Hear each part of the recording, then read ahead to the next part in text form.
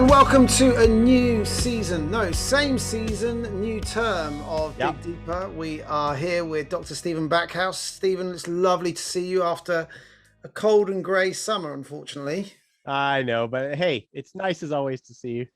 That's very kind. And the great thing about this is I get to see another turn of the fairy lights, which of course in the summer light They never change. doesn't emerge, but they're nice to be there. And we're here together going through our look at that, they flash as well. Is that giving you some sort of seizure or headache? No, not me, but it's already making me feel Christmassy. It is, isn't it? But you know, I went into the shop the other day and they were selling Christmas cards and I couldn't cope with it. Yeah, I know it comes around every year, September kind of people start selling it, but I couldn't cope with it. Anyway, we're here with Stephen Backhouse and we are looking together at the Sermon on the Mount, and we're picking up where we left off at the end of July, many weeks ago. We're gonna. Goodness, was that continue. It? Was that it that long ago? My goodness. It was. And so we're making our way through. You can see I've got a snazzy background, which someone on the team here at St. Luke's has kind of put together for me. It means that I have a green screen for the first time in my life. I mean, I don't know if I got like kind of special cables I could fly across the scenery, or I don't know, but at least for now we have a logo in the top corner and the reading that side. It's a mirror. Clever. There we go. Oh, very good. And but we're going to be looking at Matthew chapter 6, which I preached on Sunday. Okay. But for the sake of any new listeners who haven't had a chance to catch up on previous weeks that we did over the course of last summer, and indeed anybody that would like a bit of a reminder, we'll be going over a bit of where we've got to so far before we dig into this passage. So Stephen, where should we begin? Let's begin with a bit of context. Let's remind ourselves how the Sermon on the Mount, how we should approach it, and how it kind of pieces together. Okay.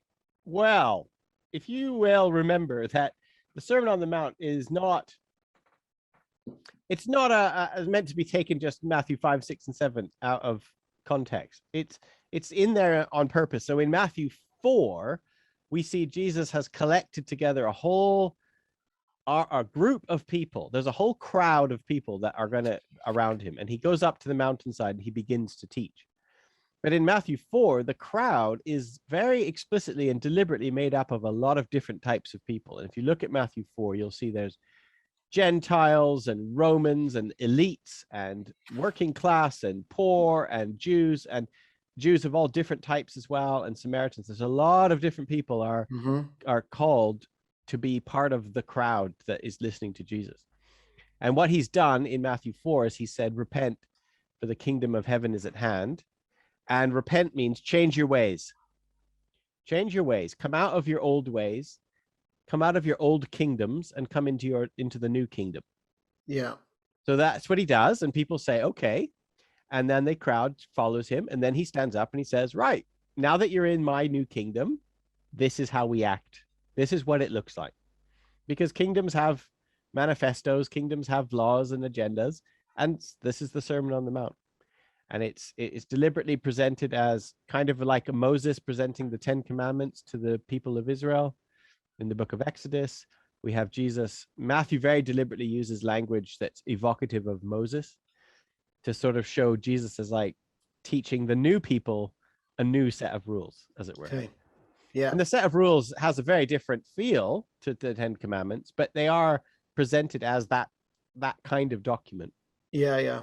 And one of the things that you'll notice quite a lot in the Sermon on the Mount is often it's about allegiance, or it's about competing allegiance, or like where are you getting your affirmation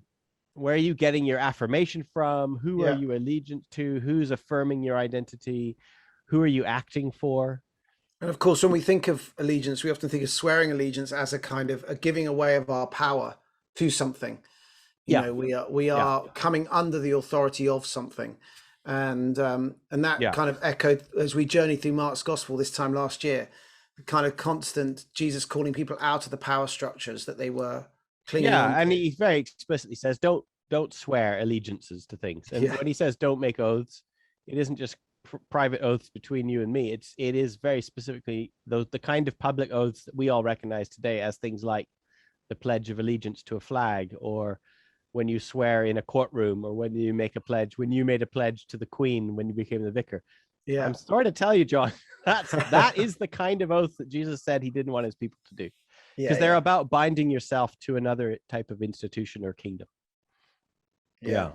But it's not just that, right? So he's also doing it, and this is where it's going to become relevant here, today's passage. But he's also doing it about, like, in Matthew 6, he's talking about, when you go into the marketplace and you're giving away you're giving charity, like he assumes you're going to give charity, but he says, don't do it in public so that people can see you and praise you. Don't do it because you're doing it to please the figures of authority in your who are going to give you a reward for acting like a good citizen, as it were. Yeah. Do it in private. Like, your allegiance is you're getting your reward from a different place. You're getting your affirmation from a different place. Yeah. And this is he talks about almsgiving. He talks about prayer, and fasting. 3 things he says, you should do in secret and not do so that people will see you. And there's a kind of and also there's a lot of the Sermon on the Mount, it's about idolatry as well. So that effectively the kinds of things that when you look for praise from humans, the idea is that you are actually trying to get from other humans or from institutions what actually should only be given by God. Yeah. So God will reward you. God will see. God will praise you. And if you're looking to it from politicians or religious leaders or your neighbors, you're actually making a God out of human beings. Yeah. So there's a lot of idolatry. Like, the idea is that if your allegiance is to the kingdom of heaven, you won't. Your main enemy will be idolatry. It will be trying to treat something else as your God. The way that I've been describing the Sermon on the Mount is a kind of catch-all. I borrowed a bit from Scott McKnight, which we've referred to a few times over the series. And he talks there about the Jesus Creed, the kind of the fundamental mission statement, or if you like, the thing that he calls people to believe, which is the greatest commandment, to love the Lord your God with all your heart, soul, and mind, to love your neighbor as yourself. Right. And then he brings the Sermon on the Mount as a kind of, this is what that looks like. Right. Yeah. Right. This is what, if you get a bit stuck as to how to love God with all your heart, soul, mind, and strength, if you get a bit stuck as to what it looks like to love your neighbor, look at the Sermon on the Mount, because he kind of plays out the ethic there.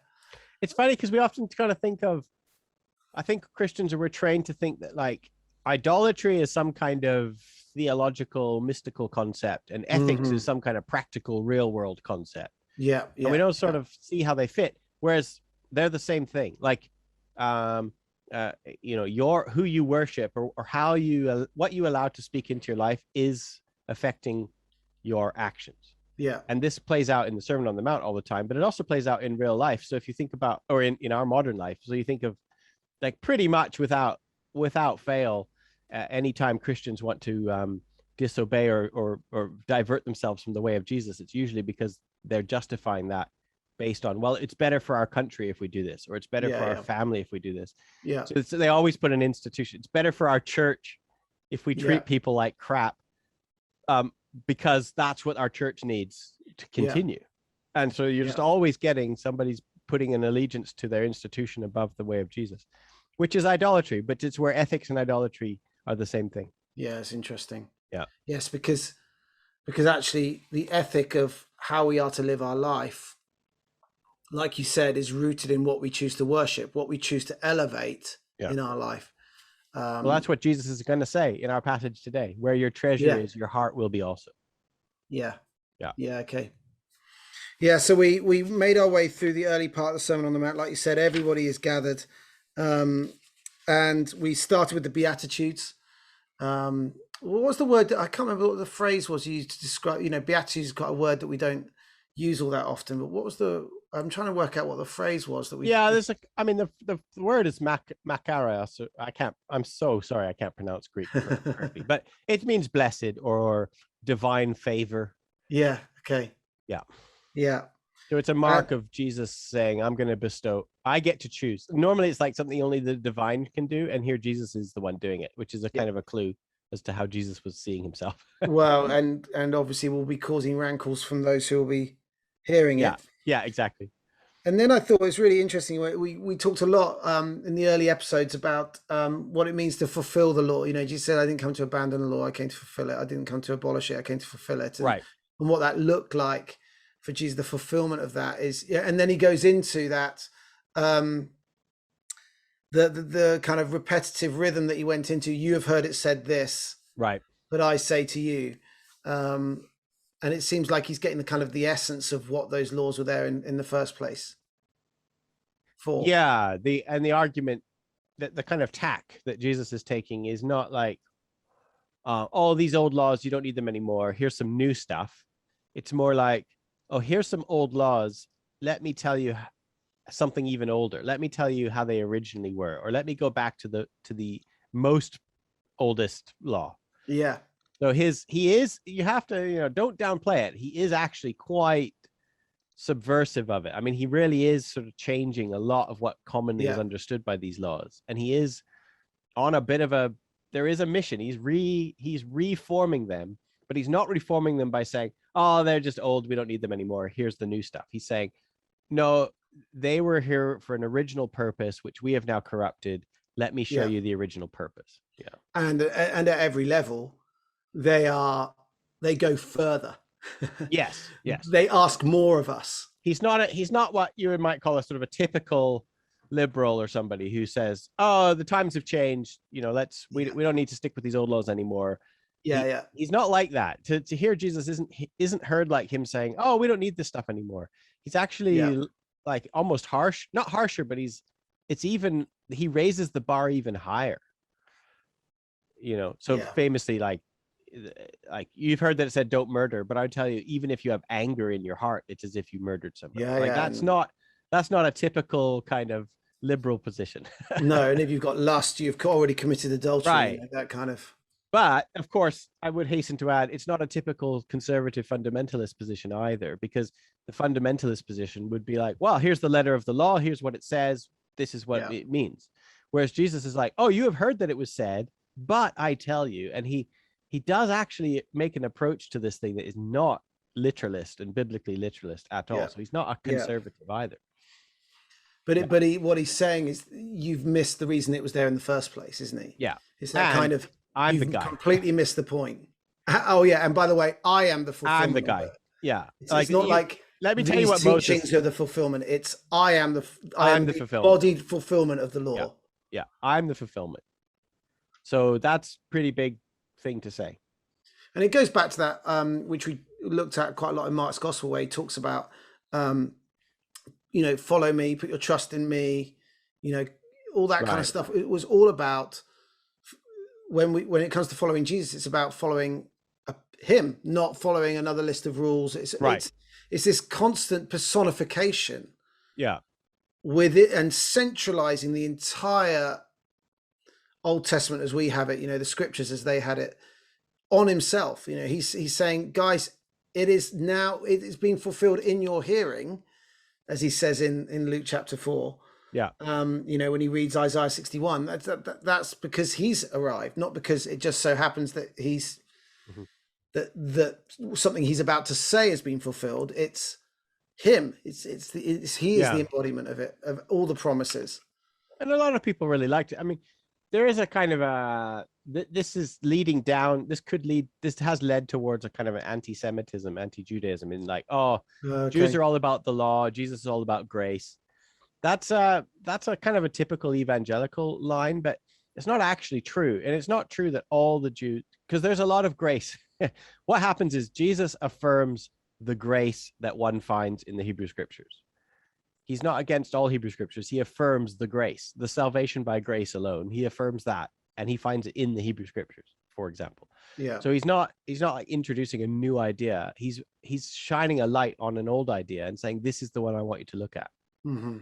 And then when he makes himself the fulfillment of the law, it's not an anti-Jewish thing.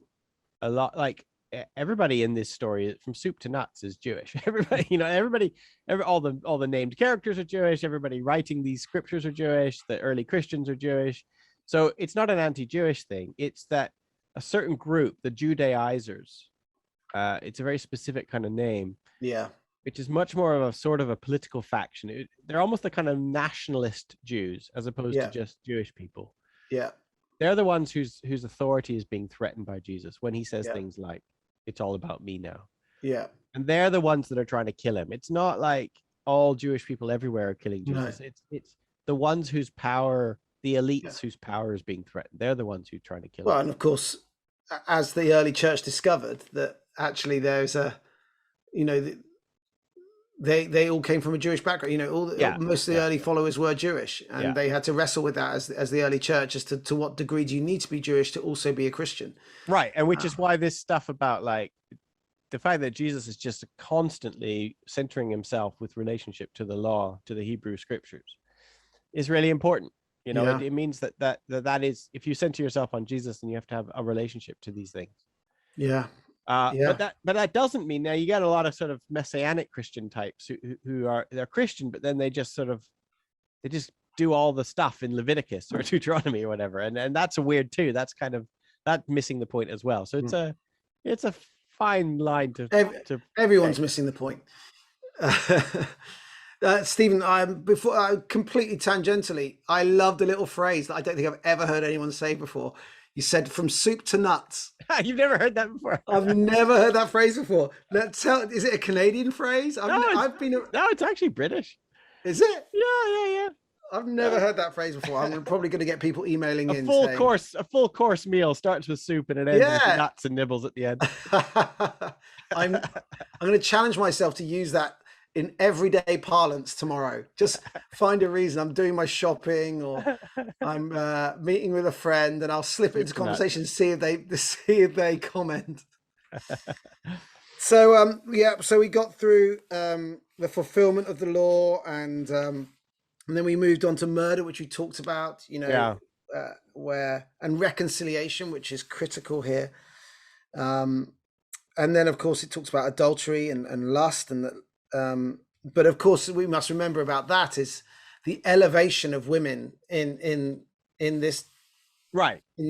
It wasn't the norm. The teaching's not aimed at women. It's aimed at men. What I was struck by from what I remember from our conversation was that women, the fact that women were important enough to have a say in adultery was the elevation. It's almost like they were raised to the point that adultery could be committed. So Jesus raises women to the point where they can be sinners, which is a kind of an odd way. But like he often affirms their moral agency or moral authority. Yeah. Mm-hmm. Yeah. Great. But not in this one with the lust though. Like he doesn't say women stop wearing clothes that entice men to lust. He says men just control your eyes. That's what he says, which is interesting. And it's not a typical response. That like we don't find that response in any of the Jewish, Muslim, or Christian faiths. It's very easy to find examples of people controlling women rather than the men's own gaze. But Jesus doesn't do that. He looks at the men, not the women. Yeah, and of course, very pertinent for recent movement, the Me Too movement, and where this kind of the kind of awful phrase. Yeah, right. Oh, she was asking for it because of the way she was dressed. It's like, so you saying you literally have no control over where you're looking, or what you say, or making the cat calls or the wolf whistles or whatever. Yeah. And so I mean, here's Jesus, right? 2,000 years ago, he's saying something similar. It's not about. You don't blame the woman for your own lust. Yeah. Amazing. So it keeps going. Turn the other cheek, loving your enemies. Give him your cloak when he takes your shirt. And keeps going. And it tells them to love. That's a good one. That cloak and shirt one is good for us because we're going to be talking about money today. That's a good one because he's talking about. So turning the other cheek, giving a cloak, and going the extra mile. They all show up in one little section there. And they're all about not clutching tightly to what is rightfully yours. Yeah. Even when it is rightfully yours. That's the sort of way to sum up those passages.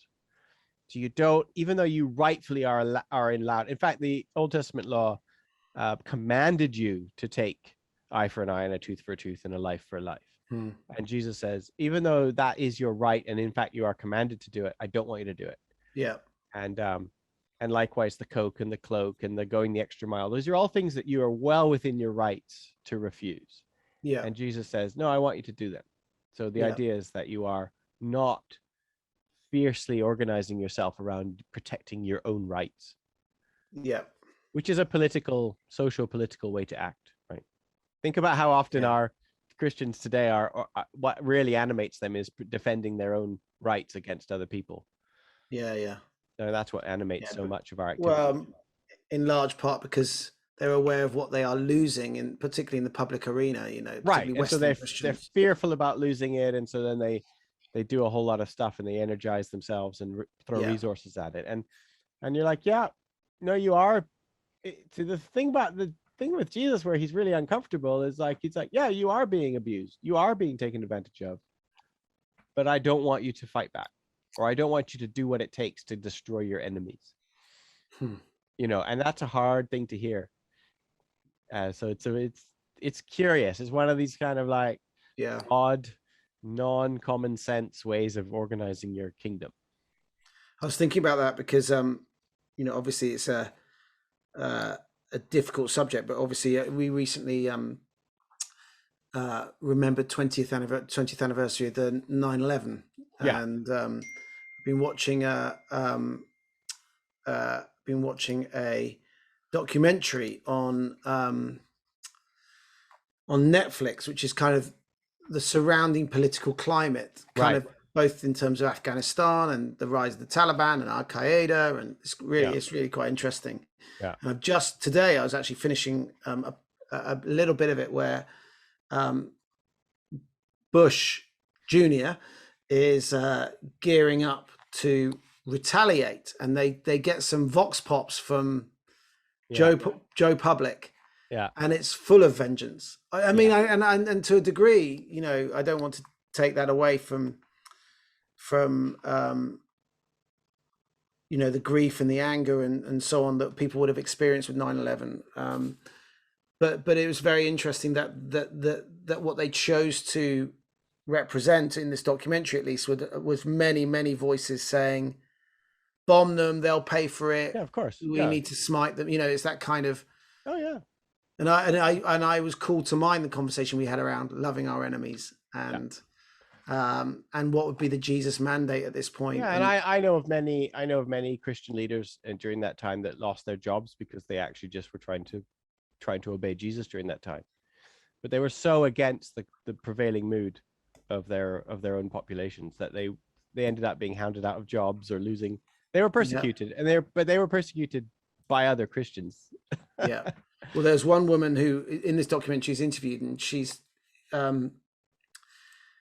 African American woman who is in the Senate, and she was the only one to vote against this. There was a bill that went through that gave kind of the presidential office almost any power whatsoever. Yeah. And she was the only one to vote against it. And she said she had 60,000 emails, 50% of which were death threats from her own people, from Americans. There's a very interesting, I don't know to plug a different podcast, the Ezra Klein podcast. I've not heard that. No. He's a journalist, such a wise and kind, intelligent guy.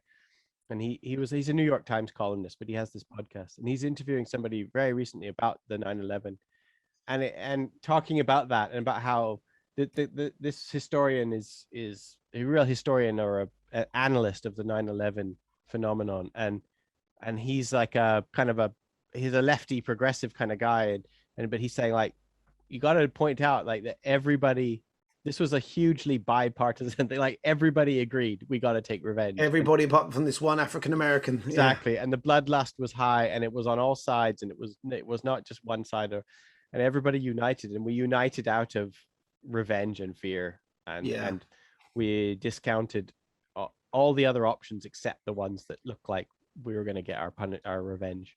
Yeah. And that's the way the world works. I mean, that's our generation's vision of it. It happens all the time. Yeah. In other generations. Yeah. Well, I think, it's been said that nothing unites like a common enemy. Yeah. And And yet, when Jesus later, I mean, in John's gospel, certainly talks about the unity of people. It's about love for one another. It's And not love for your enemy. and love for your enemy. Yeah, which is You what know, really pisses everyone else off. yeah. So it's Still so. I today, mean, still it's today. so offensive, isn't it? I mean, in Yeah. lots of, it offends our disposition. It offends our need to. Well, that's need where it comes vengeance. back to why I was talking about allegiance. That's why I'm talking about, like, a lot of the Sermon on the Mount is about reframing or reforming your allegiance, because this is why I'm not just being sort of flippant when I say, like, being patriotic and being a follower of Jesus are incompatible. Like, being patriotic to your country, it is actually incompatible with the way of Jesus, because ultimately being patriotic to your country means you're going to kill or die for it. And that is one of the things that Jesus very explicitly said don't do. So it's like that. It's kind of the idea of having an enemy. The way of Jesus is, they say they don't want you to have enemies. Like, you just almost aren't allowed to identify anybody as your enemy. Whereas the logic of nationalism and patriotism is it relies on you having insiders and Because outsiders and enemies. Yeah. You are a collective in opposition to some of people who are not you. Yes. You're defined by not being everybody else. Yeah. Not Exactly. being beyond those borders, not being the people with the right birth certificate, not being the people that look like you. That is how you define yourselves. So the kingdom of heaven the kingdom of God that Jesus was starting is the only kingdom that has ever existed in all of human history that wasn't based on the killing of one's enemies. It was based on the killing of Jesus, but it's the only kingdom. There's no other kingdom in human history that hasn't been based on killing of one's enemies. Yeah. All right. Well, I want to get on to the next bit. He talks about prayer. He talks about the public and the private, which you referred to earlier about he kind of almost reverses it. He takes the private, right, the thought life of adultery or anger and all those things, lust and anger, and turns them into public acts. Adultery is with somebody else. Obviously, that's a public act. Murder is a public act. So he takes that which is private and turns it into public. Yeah, interesting. Yeah. And then he takes that which has been used in the public arena, like the play actors, as it talks about in my version anyway. And he internalizes it. And he says, no, that's got to be an internal thing. Yeah. So we go through that. That's a good point. Did I make that point? Or did you make that point? Because that's a good point, John. I'm going to give that one to you. It's the one good point I think I made all. I'm giving that one to you, John. That's a good one. I like that. So and then we get to treasure on earth, right? Which is another one of the things that claims our identity and allegiance and action. Yeah. So I talked about this on Sunday. Okay. And shall we read it? Do you want to? I've got N.T. Wright's in front of me. Kingdom. Go on. New Testament. Shall I read it? Yeah. And you've got Bentley Hart as per usual. So we're going to begin at verse 19, as it says. Oh, I keep getting this mirror wrong there, that side. Don't store up treasure on earth. Moths and rust will eat it away, and robbers will break in and steal it. No, store up for yourselves treasure in heaven. Moths and rust don't eat it away there, and no robbers break in and steal it. Show me your treasure, and I'll show you where your heart is. The eye is the lamp of the body. So if your eye is honest and clear, your whole body will be full of light. But if your eye is evil, your whole body is in the dark. So the light within you turns out to be darkness. Darkness doesn't come any darker than that. Nobody can serve two masters. Otherwise, they will either hate the first and love the second, or be devoted to the first and despise the second. You can't serve both God and wealth. And we'll look at worry next week, but that's where we'll stop for today. So he ends with wealth. He doesn't give it its name, right? He doesn't say mammon in your Tom Wright one. No, in the NIV that I use, it said definitely said money. And Tom Wright says wealth. Well, who am I to disagree with Tom Wright? But I'm going to disagree with Tom Wright. Oh, let's start there. I think that's a significant I think that's very significant that he decided not to Why do you give think it he's the done name. that? I don't know why he did that, but everybody else will have. You can't serve God and mammon, which is the a kind of a name for material possessions. But why I found it interesting is that Jesus there personifies wealth. He gives it. He turns it into a. He basically gives it the name, like an idol. He's contrasting God with another God, Yeah. right? So that's why I found it significant. So it is about wealth, but he's done that thing, which is we've turned this wealth into an idol. But rather than leave it in the abstract, the idea of wealth, he gives it a name with a capital letter and a because it's meant. I think it's meant to wake you up to think, oh right, that's right. I'm worshiping it. There's two beings here that I'm devoting my life to. So Just as you were talking, I looked it up on Blue Letter Bible just to yeah, have to one side, and the word that is used is usually translated mammon, yeah, and is actually the Greek is mammona. So it doesn't stray too far from the Greek, but it's interesting. It's talks about wealth personified is how they talk yeah, about. exactly. That's why I'm sorry that Tom Wright didn't do that because I feel like that's one of the points of this little Well, passage and is that it loses its it's meant to be personified. bang. Yeah. Yeah, yeah, So rather than think of it as like this concept that's just sort of out there, a neutral concept, like no, it's not a neutral concept. You've made it into a person, like you've made it into a thing that yeah, has its own will and agenda, and you are serving it. Yeah. yeah, yeah. And um, this is one of many occasions where Jesus talks about money. I was doing some research around it, and Right. um, and 1 in 7 verses in Luke's gospel, for example, talks about money. Oh wow, I didn't know that. Something like 11 out of the 39 parables talk about money or allude to that kind. Yeah. He talks about money more than he talks about heaven and hell combined. It's Yeah. and yet it's rarely talked about, and when it's talked about, it's done badly, and in Yeah. in a church Christian discipleship context. And but I think it's for exactly that reason that it's for the reason that Jesus talks about it is the reason that we don't talk about it very much. Right. Right. because Jesus knows how much of a stronghold it is. Right. As Ched Myers would say from Mark's Gospel, a strong man. It's the strong man. Yeah. It is a strong man, and I think that's the very reason why it's not talked about, because we recognize, even as I talked about stuff, I talked about hoarding things, I talked about, and I was very honest about the fact that I like to keep stuff. I quite but even as I was sharing it, I could feel the challenge in the room as I was talking about this verse about, Right. guys, what does it mean to just store stuff up? Does it, and having that balance, I think, also with the fact that God gave us creation to enjoy. And so how do we, live?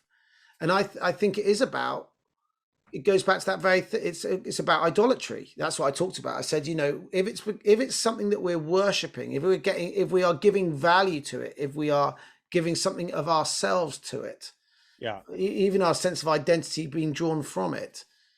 Well, the thing about gods is they all require a sacrifice of some sort. So you always think, well, if you're sacrificing something, Yeah, that's then good. that's a god in your life, right? So That's good.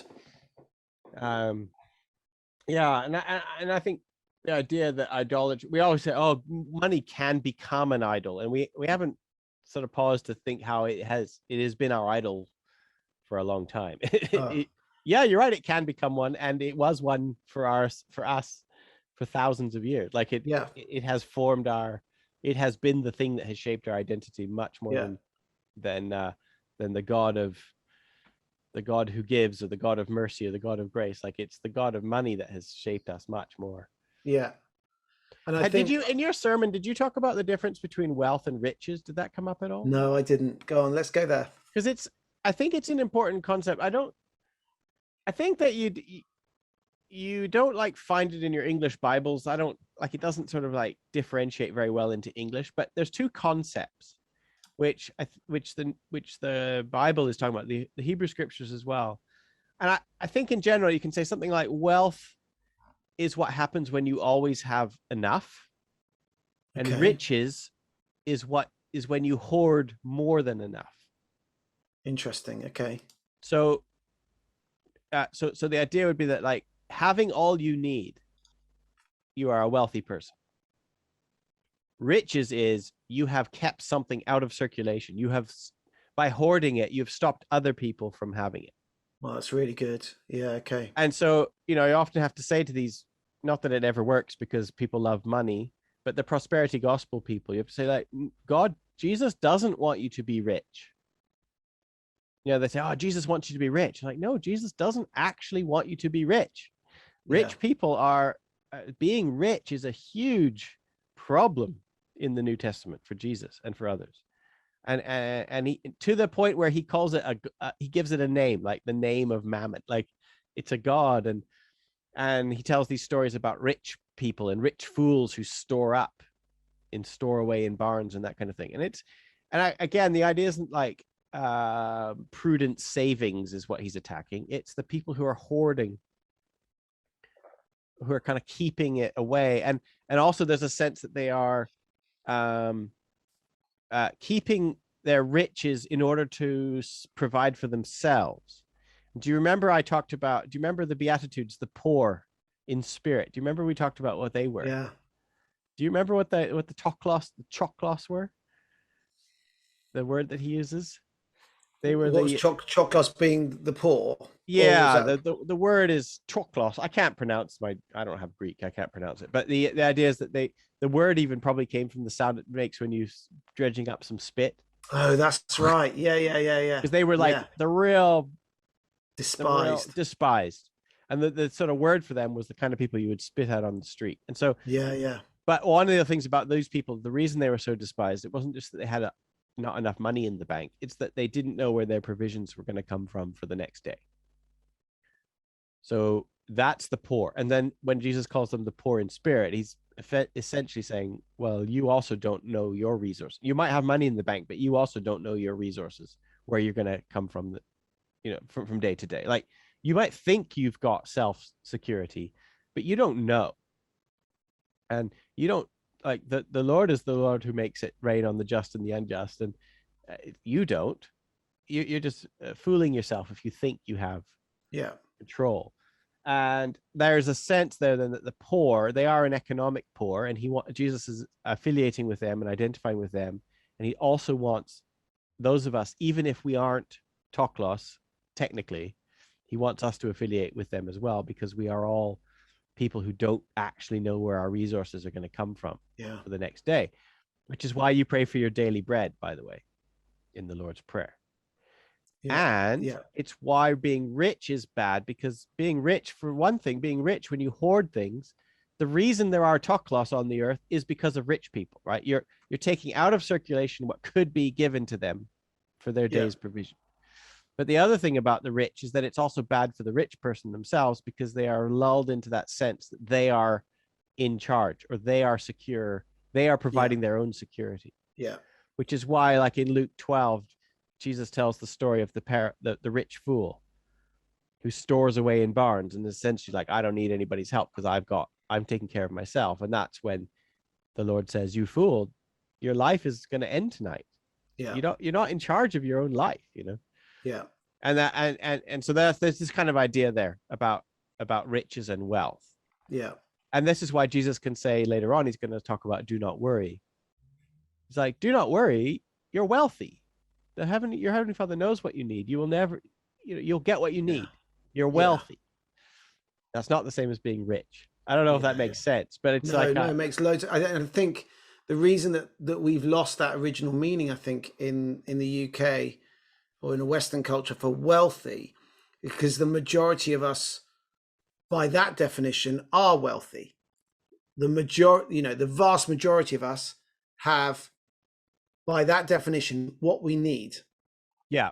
The vast majority of us have what we need. But I imagine in the first century Jesus context, that actually being wealthy, even that which you even those who had what they needed were still in a relative minority in terms Yes. of, the majority of that culture would have been living hand to mouth. Yeah, it is a socioeconomic, it's not an abstract principle, it's a real thing. It's like, yeah, we want that. We need that for We ourselves. want wealth as in we want our needs met. And I Right, imagine a very small percentage, the Jeff Bezoses of the first century were the riches people, but actually we've got far more in the riches in the West now. Wealth, we understand wealth as being that which those people over there have. yeah, We don't consider ourselves wealthy we because never do. no, Yeah. because with it comes an exclusivity, which that exclusivity would still have been true for Jesus. It would have just applied to the everyday person in a sense, because of that. I mean, this is where it's instructive to see what the story of Acts and the famous, Acts 2 and Acts 5, where the believers share all they have in common with each other. Yeah. And I mean, these are the verses that that most modern Christians flee from, as if it was the devil himself. And they're just, totally scared of the idea that you might be that maybe we might share things in common. But where this comes from is that in Deuteronomy, the vision for the restored people of God in the book of Deuteronomy, the year of Jubilee, is that there is no poor amongst you. There are no toklos amongst you. That's how you can tell when the people of God have been redeemed or been restored. There is no poor amongst you. So then along comes Jesus, and he does the Sermon on the Mount kind of business, and he talks about treasures and don't store away where moth and rust, don't hoard and that kind of thing, because you have no control over it anyway. Moth and rust are going to destroy. And then the Holy Spirit comes, and then the early followers go, well, it looks like the kingdom has been restored with us. Yeah. So what does it look like when God's people have been redeemed? It looks like there's no toklos amongst you. All right, now what are we going to do about it? Yeah. Oh, I guess that means we should not clutch tightly to what is rightfully ours. I guess that means that when one of us is in need, another one of us will sell a field or a house or a set of clothes, and we'll use that money to help our brother and sister, right? That's what's going on there. It's as simple and as complicated as that. Yeah. And it's not a rule for the nation, by the way. It's not a kind of a communist socialist manifesto. Yeah, interesting. Okay. It's not like this is how the whole empire should run. It's just like, this is how we do it in our kingdom. This is how we do it. Yeah. And but that itself is extremely unsettling for Christians. Yeah. And that's where this is coming from. Stephen, have you, in all your years, ever seen anything that's become close to that? Yeah. Yes, I have. I've seen it. And what's fun is when you see it happening in ways that are like, it's not organized. It isn't like top down structured. They don't say, now that you're part of our church, you must show us your bank account and then give us everything. Now, that's the cult kind of stuff. Yeah. But I've definitely been in environments. I've been in America. I was in an environment. I mean, like, give them their due. When I lived for a year with the Bethel church people. I have a lot of issues. I'm not a Bethel guy for all their nationalism and stuff, but I definitely found there was a real, you'd find quite a lot of spontaneous generosity of spirit there amongst people. And a lot of it was coming from this kind of idea, I think. And how would it operate? Would it be just as a community? It wouldn't be centrally organized. It would just be as a need arose, somebody would meet that need within them. Yes, and it was coming out of a not out of an economic model, but coming out of a lack of fear of like, no, I don't have to fear. I can give you this money now because I know that I will be provided for later. Like, so it'll be somebody else's turn to give me money next month, kind of thing. And which is your whole circulation. That's the whole. Which is your whole point about what you're saying about the problem with the rich, whether that's the rich in Jesus' time or us. Is that it, like you said, it gives you a false sense that actually you are in control, a false sense that you can, if you pull enough levers, you'll get what you need and what you want. And what Jesus is trying to say is, and that's essentially what idolatry is. You know, it is the golden calf when the people of Israel had lost all their senses and Moses went up to commune with God. They decided to build a golden calf because they had lost any sense of they needed to bring things in under their control again because they felt out of control and they'd lost the trust. And that's essentially what idolatry is I'm going to place my trust, my control in my bank account. And this is where I mean, I genuinely said nice things about Bethel. I'm not against what I said, and mixed into a lot of that is a prosperity gospel, which is all about control. So there's some really good stuff happening, some really generous, open-hearted people, but you often find this certainly amongst charismatics and American charismatics, but I run across it in the UK all the time too, by the way. The idea that, if God wants you to be rich, if you give money, then you'll receive, 100-fold back and all that. And they find their verses and they proof text it and stuff. And that is all gets, there's become schemes for how to get rich, or there's whole programs about it. And what happens is that real kind of open-hearted generosity, that almost spontaneous generosity that you find in some of those environments gets corrupted. It gets kind of captured, twisted, put on into a system, and then it becomes sick. Then it becomes some kind of get rich quick scheme, basically, or the power of positive thinking. And it's such a shame because good things happen, but it often happens in the same environment where very bad things are happening. Which, by the way, I mean, Ananias and Sapphira, I mean, it's happening in the book of Acts as well, right? So I don't think there's ever been a time. But it is hard to hold that understanding that God will pour out his blessing upon you. If you are to be generous, God doesn't shortchange you. You can't outgive God. You can't. There's a fine line between holding that biblical truth and stepping across the line into, and therefore I now expect it. Yeah, but everybody having what they need is different than you getting a yacht. Or whatever, right? Like there's just such a kind of a difference. Like we go, oh, God pours out his blessing on us, and then we get our definition of blessing from Instagram. Yeah, it's true. We don't get our definition of blessing from Jesus. Yeah. And this is what happens all the time. It's like, well, yeah, God does pour out his blessings on us. And then one of those blessings is that you're not rich, because being rich is bad for you. It poisons your soul. But I think that what I try to draw as a kind of practical to move towards this place, given how consumeristic and capitalistic our world is, right? And like you said, the Instagram world of need. In fact, funny enough, I spoke to someone on Sunday after my talk, and they said, "I'm going to delete Instagram." Because they had got caught up in they're just about to move house and they're trying to buy a sofa or something, and they just got caught up into the beautiful sofas of Instagram. I know. And they just found that it was creating this thing within them. And I said, all of us are on a journey in this, but one of the things that we need to do is we need to change our perspective. So instead of it being about how much do I need to give away, actually, if we fundamentally believe that when we say yes to Jesus, all that we own, our bank account, our stuff, our nostalgic, inheritance, whatever, my comic books, comic books, all the things that we cling tightly to, is actually Jesus's anyway. And so the question is not how much do I give away, but God, how much are you giving me to use for my own purposes?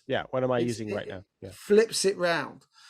And I talked about, practicing. What did I said? Practicing. I can't remember what I said, but basically, I can't remember the two things I said. I can't even remember my own sermon, but I talked about practicing generosity essentially, and but also practicing holding back from having to spend something just because it's there. I can't remember. There were two very clever words I used that began with the same letter, and I've completely forgotten them. But it was that idea that actually we can step into changing our perspective by these two practices of asking the question, do I need this right now? Is it mine to spend? And then the second one, and how can I be generous? How can I give that away? And then I brought how do I get it into circulation? I mean, everybody, everybody right now listening knows somebody. Everybody has a poorest person that they know. Like we all know somebody who's the poorest person we know. We Yeah. all know somebody who's the loneliest person that we know. Yeah. We all know somebody that's the least talented. Or, you might not go up to them and say that to them at their face, but we all know somebody who's the least lucky, or Yeah. right. We all know a just top loss. I know people in my life who I just think they've been dealt a really tough Yeah. hand with their personal health. So Like, then, health is a lottery. right. So now the Jesus attitude towards that, the kind of people of God attitude is, well, how do we get that into circulation to help the poorest, the least?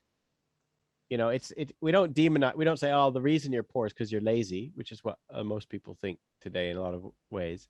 We're like, oh, you're the least of us right now. What have we got that we can get that into circulation? Yeah. It kind of changes the way that we think about our wealth. Yeah, and I close my talk on Sunday with talking about the fact that it's reciprocal, in the sense that we talk about these idols that we give worth to. Jesus is saying, listen, you're giving worth to in the wrong place. Yeah. But equally, that which we worship, we gain our worth from. It becomes a kind of reciprocal. We give worth and we receive worth from that which we worship. And well, this is where this lamp of the body stuff. And can we talk about 6:22 to 23? Yeah. It's quite funny. So Jesus says, your eye is the lamp of the body. Let's read it. So 22, 23, the lamp of the body is the eye. Thus, if your eye is pure, your entire body will be radiant. But if your eye is full of, mine says baleful. What does yours say, Tom? Right. Verse 23. If your eye is dark. 23. If your eye is evil, your whole body's in the dark. Yeah. So if the light within you is dark, how great is the darkness? Now, there's an odd images here, right? Because lamps give off light. They illuminate the objects around them, right? Yeah. But the imagery is odd because Jesus is saying it's you who's giving up. Like, imagine you are the eyes and light is coming out of your eyes. Yes, that isn't. Yeah, you're right. Ancient Jews don't think that. Like, they don't think that this is what humans are like. Normally, it's the other way around, right? If you think if you're walking down the street and you see something glittering, it catches your eye. Yeah. And you turn to look at it. So you think they're like a pile of gold or something. And it will capture your attention. So the light is coming from the object and it's capturing you. And Jesus turns it around and he says, the light is coming from you. What you look at is what will become important. So don't let things capture your attention. You capture theirs. Yeah, good. Right? So it's this kind of funny little reverse. So think about your eyes as two laser beams, Superman type laser beams, and whatever they look at, that's what's going to be important. You have the power, right? And particularly when we're called to lift our eyes up. Right. Yeah. And that's what worship is, isn't it? Essentially, lifting our eyes and it's up. part of that self-control. It's back. I mean, we talked about it with lust as well. Like, it's part of, and it's part of Jesus internalizing what other people they like to think that they're just part of, like, floating around in the world, and they're just cogs in a machine, and lots of forces are out there. And Jesus is essentially saying, oh no, you have way more control over these things than you think. Yeah. What you do is important. So, well, we've come to the end of our time, and another great beginning to a new term. Stephen, thank you for joining us today. This has been great fun as we begin with money. And of course, the end of that is that Jesus gives it a name. He says, Mammon. You shall have no other gods before me, it says in Exodus 20. And Jesus kind of recalls that to people. And he says, this thing that you've been giving light to, you've created a god. It has a name. Yeah. Let me pray. Lord, we ask that we would not bow down to anyone but you, that our eyes would be lifted to you, and that everything in our lives would orientate around you, including our attitude and our heart towards money and stuff. And I pray for those listening, including us, Lord, that you would change our hearts to not cling tightly to that which we feel is rightfully ours, but instead would release with a heart of generosity and with a perspective that said it's yours anyway.